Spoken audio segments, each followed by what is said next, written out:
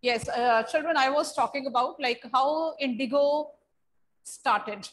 As you already know, this Indigo chapter is an extract from the biography written by Louis Fisher on Mahatma Gandhi. And the title of that biography is The Life of Mahatma Gandhi.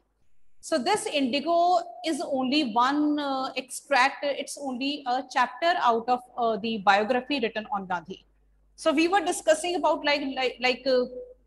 the person who wrote this biography, Louis Fisher.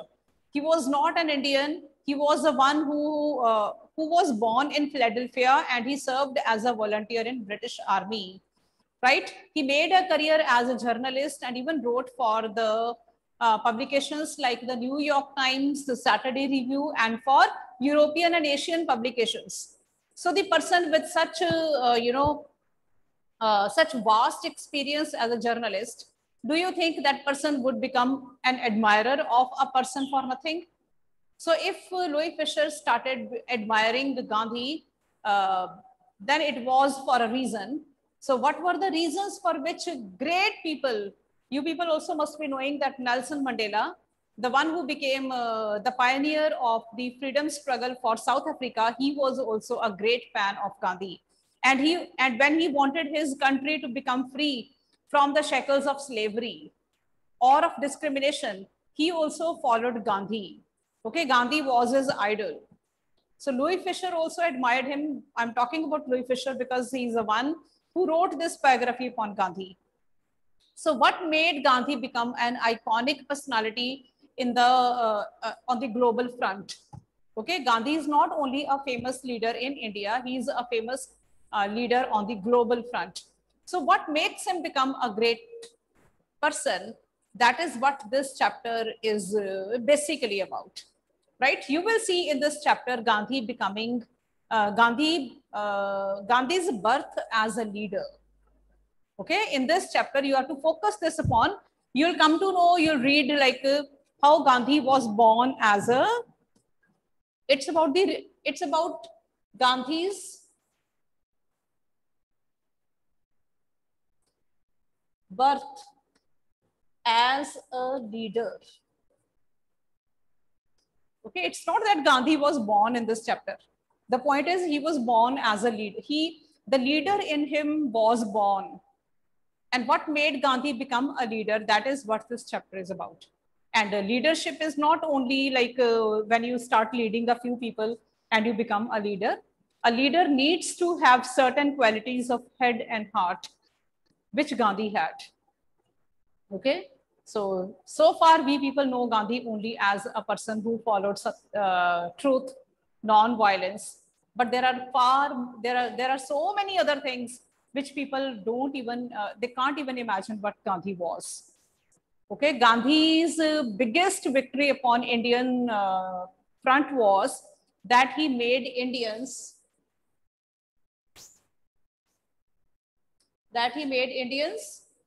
fearless. Otherwise, what was happening, children, before Gandhi?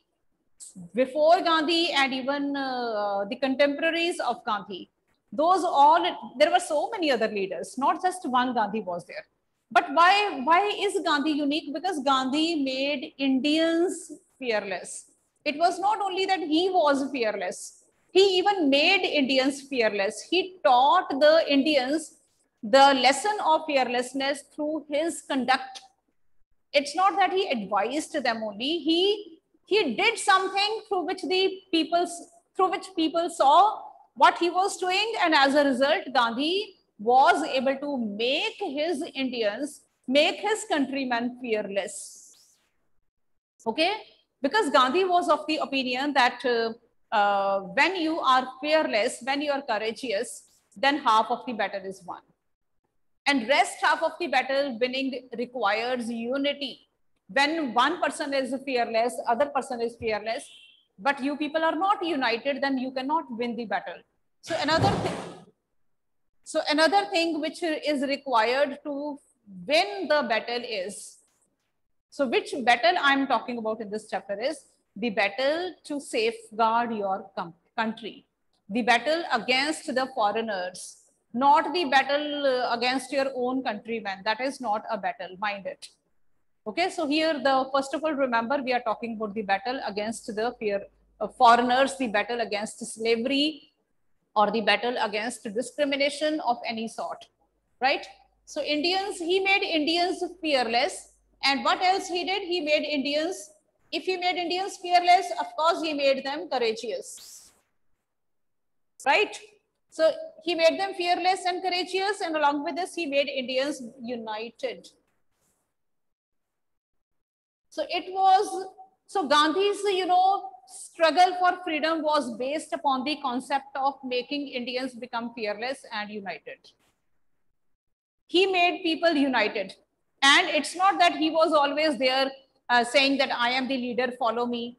Once he made the people fearless, once he made the people united, he told them, now you can do the things all on your own. So when the whole India was united, it was then that the Britishers were forced to leave India. Okay, Gandhi did not do something on his individual level. He took Indians with him. It was the mass participation which Gandhi went in for. If he went in for Quit India movement or Satyagraha movement or this disobedience movement, it's not that his fight was lonely. It's not that he was all alone. No, the whole India was after him. Why was whole India after him? Because he taught Indians to be first united, then to be fearless. When you are fearless and united, then no foreigner can tell you what you are to do in your own land. Is that clear? So basically at the time, the problem was that the foreigners were ruling our country. The foreigners, the British, were dictating Indians about the things the Indians have to do in India, right? When this Gandhi will reach Champaran, when he will go to Bihar, he will be asked to leave that place because he was a foreigner. Gandhi was surprised, like, how come I am a foreigner in my own country? It was there that he got to know the problem of Indians. Indians were being dictated by foreigners, and Indians were doing what the foreigners were asking them to do. And it was there where the seeds of disobedience were sown. Then Gandhi told Britishers, like, who you people are to tell us what we have to do in our country. He says, like, it is our country. It is you who are foreigners and you should leave, not we. Got it? And it is here where the concept of civil disobedience or the concept of Satyagraha or the concept of Quit India movement was, founded. And it was founded on Gandhi's discovery that foreigners were dictating Indians, that foreigners were dictating we people on our own land, right? So when we are in our own home, can an outsider tell us what we should do in our own home? No, but the Britishers were doing that and Indians were following that. So far before Gandhi, nobody was able to feel the, you can say, crux or feel the gist of the whole problem. It was Gandhi who did that. Got it? So please, children, try to understand Gandhi through this chapter. Okay? Try to see like what makes Gandhi a unique person. So how he made Indians become fearless and united. Remember, children, the struggle of 1857, if we talk about the struggle of freedom for in 1947.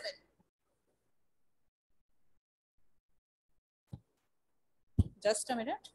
So that struggle was foiled because of Indians' weakness. In 57, there was no lack of courage. During 1857 struggle, it was not that we did not have great freedom fighters. Okay, if we start listing those freedom fighters, I guess our page would finish. But what was the problem which nobody touched at the time? Nobody talked about making Indians united. Nobody worked to make Indians united first.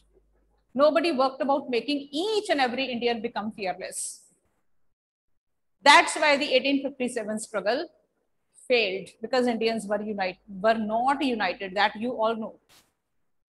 But in 1947, if India became free, that is because all Indians, irrespective of their color, caste, creed, or religion, maybe Hindus, maybe Muslims, maybe Sikhs, they all fought together to make India free. That is how it happened. Okay. Had in 1947 also, if everybody might have been working separately without a unity, without one common platform, even then also in 1947, this struggle might not have been successful. Okay, that struggle might have got delayed. Is that clear? So we had already read out like how Rajkumar Shukla, a poor sharecropper from Bihar, he approached Gandhi, right? In the very first paragraph, we got to know that Louis Fisher talks about his visit to Gandhi in 1942. Okay, at that time, Gandhi was.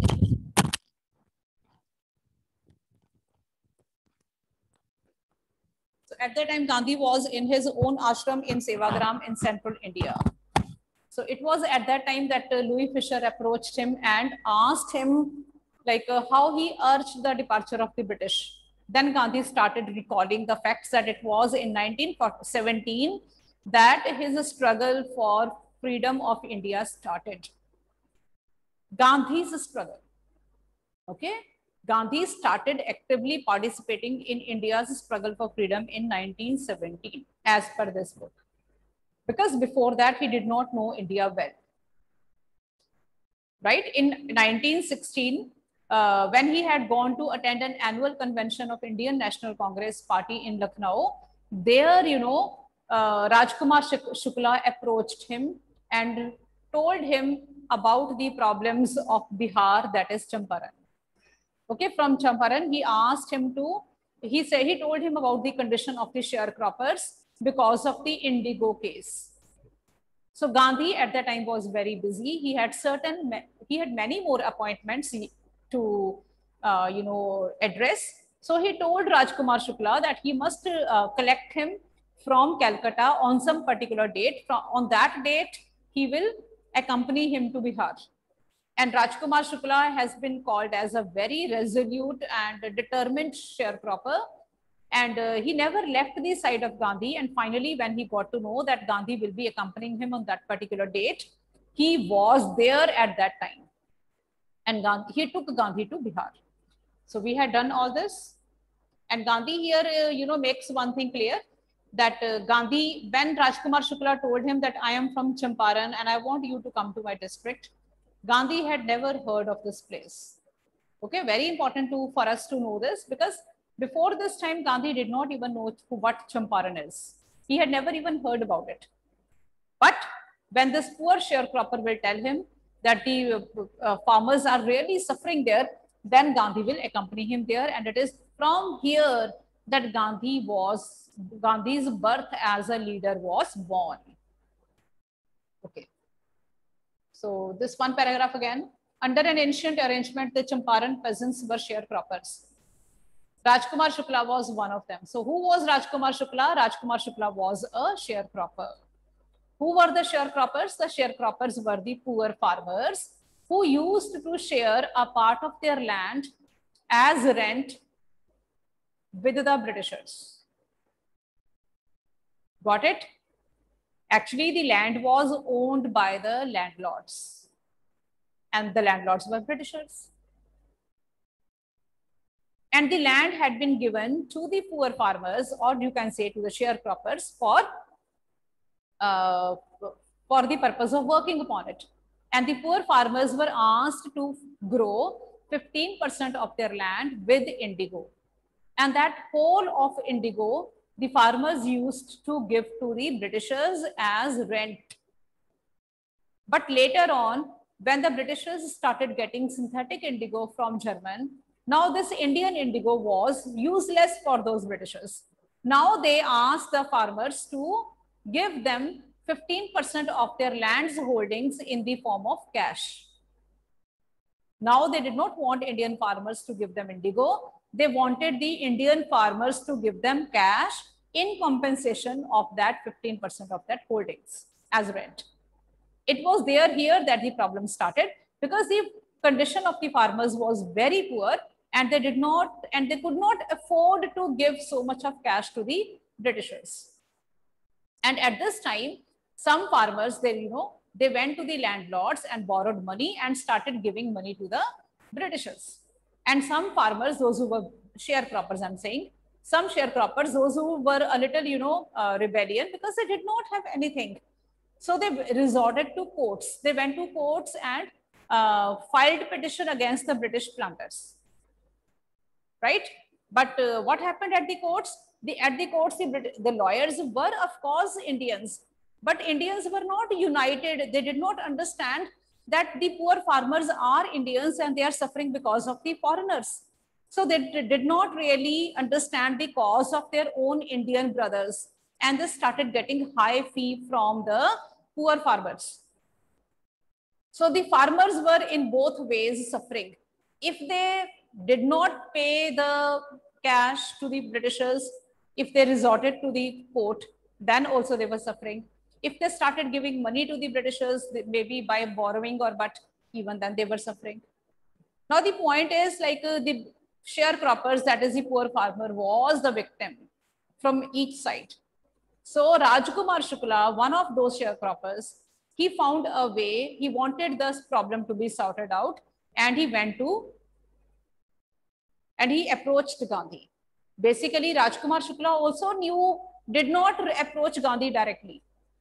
Okay, he had, see this line, he had come to the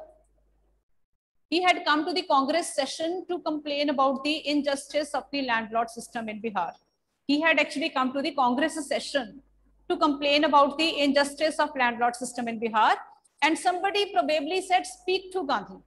So who that somebody was, but we don't know, but that somebody at least knew that this Gandhi, at the time Gandhi was not known as Mahatma Gandhi. People did not even very well know like who Gandhi was. But yes, those who knew Gandhi, they might have been able to make out yes, this person has something unique in him. So that somebody referred Shukla to Gandhi. Gandhi told Shukla he had an appointment in Kanpur and was also committed to go to other parts of India. Shukla accompanied him everywhere. Right? Then Gandhi returned to his ashram near Ahmedabad. Shukla followed him to the ashram. For weeks, he never left Gandhi's side. Fix a date, he begged. Impressed by the sharecropper's tenacity and story, Gandhi said, I have to be in Calcutta on such and such a date. Come and meet me and take me from there. Months passed. Shukla was sitting on his haunches at the appointed spot in Calcutta when Gandhi arrived. Then two of them boarded a train for the city of Patna in Bihar. There, Shukla led him to the house of a lawyer named Rajinder Prasad, who later became president of Congress Party of India. Rajinder Prasad was out of town, but the servants knew Shukla as a poor yeoman. So poor yeoman is the poor sharecropper, the poor farmer only. So these servants recognized Shukla, but servants did not know who Gandhi was.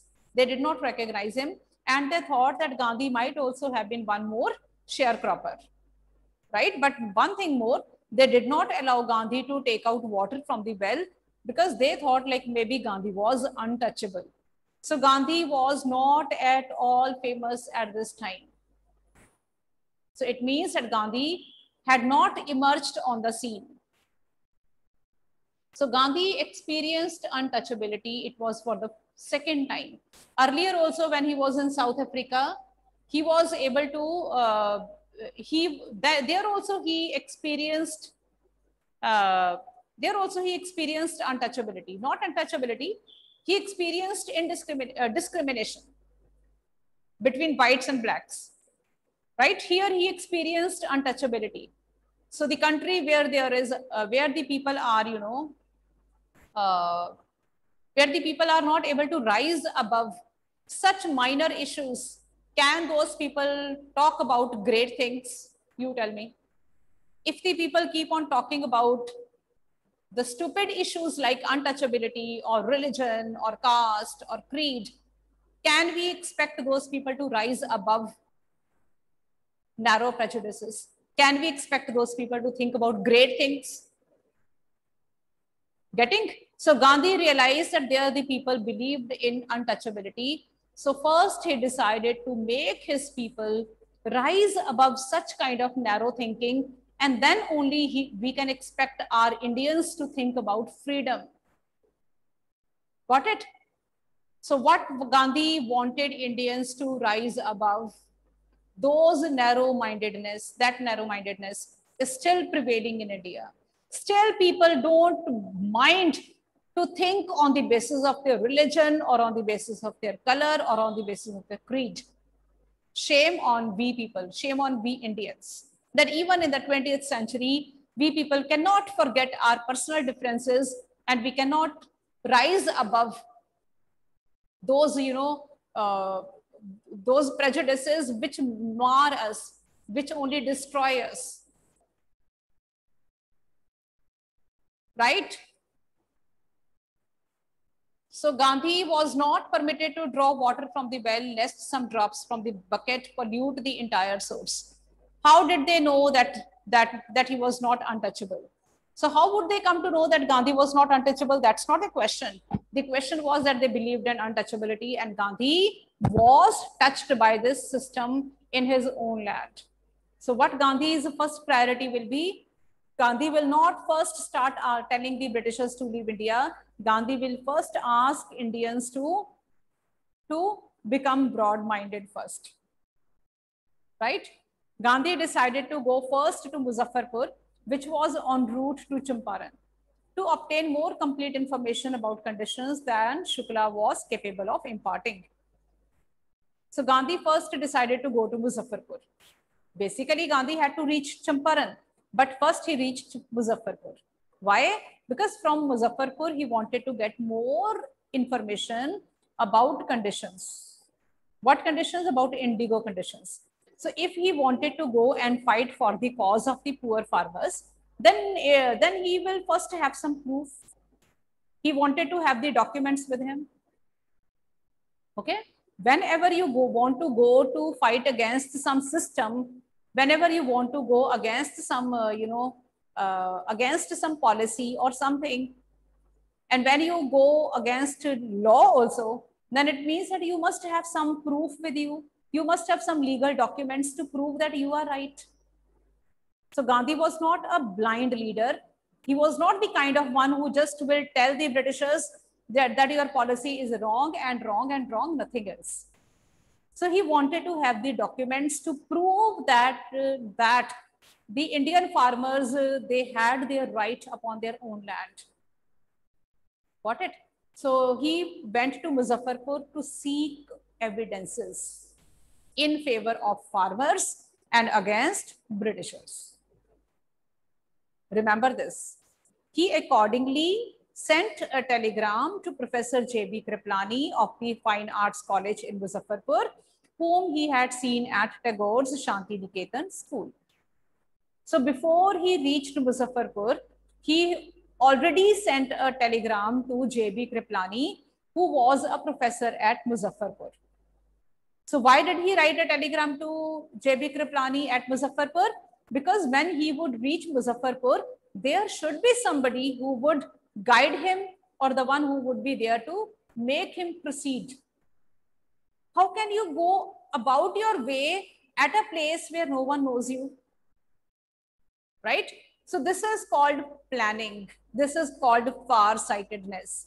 So when we would be talking about in the end, like what made Gandhi become a successful leader, then his first point will be, the first factor which will go in favor of him will be that he was far-sighted, that he was the man of planning. He would plan the things first. Got it?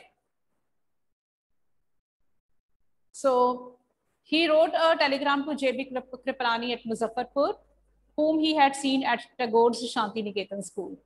The train arrived at midnight, 15th April 1917. Kriplani was waiting at the station with a large body of students. Gandhi stayed there for 2 days in the home of Professor Malkani, a teacher in government school, right? So Gandhi, when Gandhi reached Muzaffarpur by train, then Kripalani, along with his some students, was already waiting for him. Such was Gandhi's influence.